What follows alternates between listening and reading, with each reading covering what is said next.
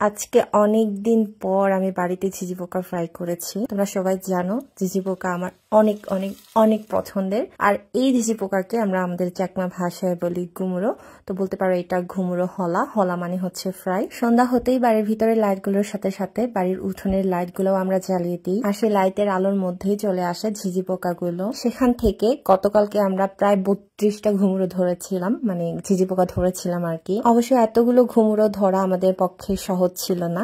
আমি আর মা মিলে জাস্ট 5টা মতো ধরতে পেরেছি। বাকিগুলো সবগুলো পিসি আর কাকি মিলে ধরেছিল। ওরা আমাদের অনেক হেল্প করেছে। আমি যে কটা ঝিঝি পোকা ধরেছিলাম সেই ঝিঝি পোকাগুলো থেকে কিন্তু আমি অনেক লাঠি খেয়েছিলাম। আর অনেকগুলো ঝিঝি পোকা আমি ধরতে না পেরে হারিয়ে ফেলেছিলাম। বেশি পন্ডিতগিরি করতে গেলে যা হয় আর কি, মানে আমি পারি না, তারপরে আমাকে সেটা করতে হবে। সো থ্যাঙ্কস টু কাকি অ্যান্ড পিসি, তোমরা না থাকলে আমার এই ঘুমুরো খাওয়া হতো না। এই বছরের প্রথমবার আমার পছন্দের ঘুমুরো হলা। কালকে এই ঝিঝি পোকাগুলো নিয়ে আমার পেজে একটা স্টোরি পোস্ট করেছিলাম। তো সেখান থেকে তোমরা অনেকেই জানতে চেয়েছো যে এখন ঘুমুরোর সিজন চলে আসছে কিনা, এখন খাওয়া যাচ্ছে কিনা। হ্যাঁ, অবশ্যই খাওয়া যাচ্ছে। তার জন্য তো এত কষ্ট করে ঝিঝি পোকা ধরে রান্না করেছি, তাই না? তবে মেয়ে ঝিঝি পোকাগুলোর পেটে এখনো পর্যন্ত ডিম হয়নি। সেই ডিমগুলো আরো বেশি মজা খেতে। আমি তো অনেক পছন্দ করি। আমার মতো কে কে তোমরা পছন্দ করো অবশ্যই কমেন্ট করে জানাবে। তো আমি সবগুলো ঝিঝি পোকা পরিষ্কার করে নিয়েছি আর এখন ভালো মতো ধুয়ে নিচ্ছি। যেহেতু এগুলো লাইটের আলো এসেছিল, আমাদের মাটি খুঁড়ে বের করতে হয়নি, তার জন্য এদের গায়ে তেমন একটা ময়লা ছিল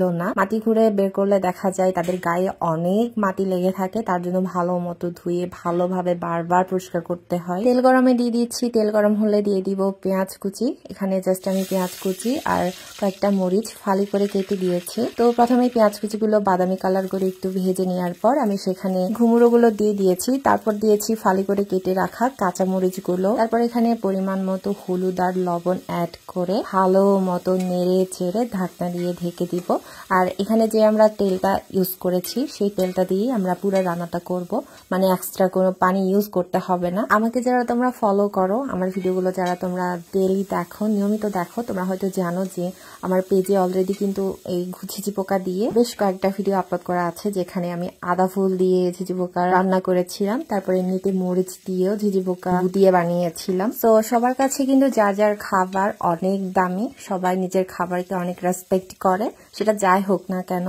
তার জন্য যারা তোমরা ঝিঝি পোকাকে ঘেন্না করো, তোমরা জাস্ট এই ভিডিওটা ইগনোর করতে পারো, তোমাদের দেখার দরকার নাই। সো এই ঘুমুরোগুলো আমি খাবার পরেই দেন আমি আপলোড করছি। সো তোমাদের যদি লালাও ঝরে যায় তাতে আমার কিছু হবে না, তোমরা ফেলতে পারো, কোনো সমস্যা নাই। সো আজকের ভিডিওটা তোমাদের কেমন লেগেছে অবশ্যই কমেন্ট করে জানাবে। আর যদি ভালো লাগে তাহলে অবশ্যই লাইক কমেন্ট শেয়ার করে দিবে। আর দেখা হবে নতুন আরেকটি ভিডিওতে নতুন কোনো রেসিপি নিয়ে। সে পর্যন্ত সবাই ভালো থেকো, সুস্থ থেকো, টাটা।